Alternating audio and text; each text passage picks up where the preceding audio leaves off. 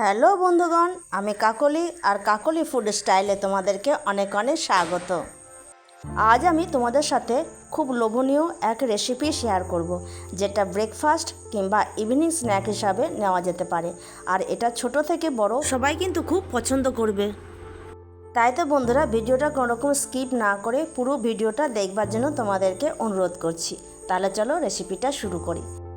তো বন্ধুরা, আজকে আমার এই রেসিপিটার জন্য আমি এখানে 4টে ব্রেড নিয়ে নিয়েছি আর নিয়ে নিয়েছি 2টো বড় আলু, যেটাকে আমি সেদ্ধ করে নিয়েছি।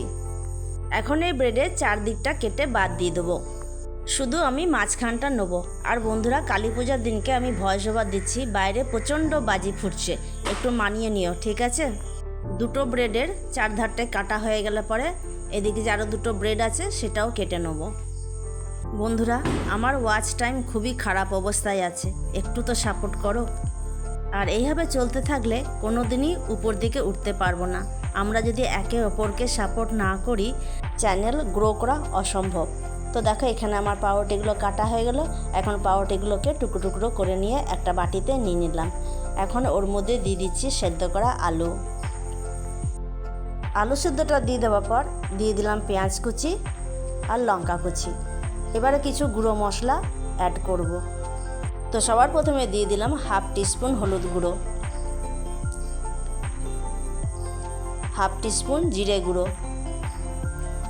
1/2 টিস্পুন লঙ্কা গুঁড়ো, 1/2 টিস্পুন সবজি মশলা গুঁড়ো, আর দিয়ে দিলাম 1/2 টিস্পুনের একটু কম চিলি ফ্লেক্স, আর দিয়ে দেবো স্বাদ অনুযায়ী নুন। এবার সমস্ত উপকরণকে ব্রেড আর আলুর সাথে ভালো করে চটকে চটকে হাতের সাহায্যে মেখে নেব। মিশ্রণটা মাখা হয়ে গেছে। এখন ওই মিশ্রণ থেকে অল্প অল্প নিয়ে রোলের আকারে তৈরি করে নেব। আর বন্ধুরা, আজকে আমার এই রেসিপিটা যদি তোমাদের এতটুকু ভালো লেগে থাকে তাহলে অবশ্যই কিন্তু লাইক কমেন্ট শেয়ার করে দিও। আর আমার নতুন বন্ধুরা যারা আছো এখনও পর্যন্ত আমার চ্যানেলটাকে সাবস্ক্রাইব করোনি, তারা তাড়াতাড়ি করে আমার চ্যানেলটাকে সাবস্ক্রাইব করে দিও আর পাশে থাকা বেল আইকনটা প্রেস করে রাখবে। এতে করে আমি যখন আবার নতুন কোনো রেসিপি ভিডিও আপলোড দেবো, সবার প্রথমে নোটিফিকেশন তোমাদের কাছে পৌঁছে যাবে। রোলগুলো আমার সব তৈরি করা হয়ে গেছে। এখন রোলগুলোকে ব্রেড ক্রাম্পসের মধ্যে কোট করে নেব।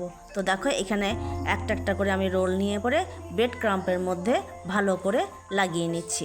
আর এইভাবে সমস্ত রোলগুলোকে আমি ব্রেড ক্রাম্পসের মধ্যে কোট করে নেব। তো দেখো বন্ধুরা, এখানে সব রোলগুলো তৈরি করা হয়ে গেল। এবারে এগুলোকে তেলে ভাজবো। কড়াই উনুনে চাপিয়ে দিয়ে পরে বেশি করে সাদা তেল আমি কড়াইয়ের মধ্যে দিয়ে দিয়েছি। তেলটা ভালো করে গরম হলে পরে একটা একটা করে রোল তেলের মধ্যে ছেড়ে দিলাম। গ্যাসের ফ্লেমটাকে প্রথমে লো টু হাইয়ে করে নিয়ে পরে তেলটাকে ভালো করে গরম করে নিয়েছি। তারপরে যখন রোলগুলোকে আমি তেলের মধ্যে দিলাম, তখন কিন্তু গ্যাসের ফ্লেমটাকে লো টু মিডিয়ামে করে নিয়ে পরে রোলগুলোকে আমি লাল লাল করে ভেজে নিলাম। তো দেখো, এখানে এক ব্যাচ রোল আমার ভাজা হয়ে গেল। এখন রোলগুলোকে একটা একটা করে তুলে নেব। আর একই পদ্ধতিতে অন্য রোলগুলোকেও আমি ভেজে নেব। তো দেখো, সমস্ত রোলগুলো আমার ভাজা হয়ে গেল। আর আমি এই রোলগুলো টমেটো সসের সাথে পরিবেশন করেছি। আর কত লোভনীয় লাগছে এই রোলগুলো দেখতে। তোমরা একবার ট্রাই করে দেখতে পারো বন্ধুরা, ঘরে বানিয়ে খেও, তারপরে আমাকে কমেন্টসে লিখে জানাবে যে কেমন লাগলো। আর বৃষ্টির দিনে তো একদম জমে যাবে। তাহলে বন্ধুরা, আজকের মতো ভিডিওটা এই পর্যন্তই। দেখা হচ্ছে আগামী দিনে নতুন একটা ভিডিওর সাথে, নতুন একটা রেসিপির সাথে। আমার পরবর্তী ভিডিও আসবে সোমবার ঠিক বিকেল 4টেই। ততক্ষণ পর্যন্ত তোমরা ভালো থাকো, সুস্থ থাকো, সাবধানে থাকো।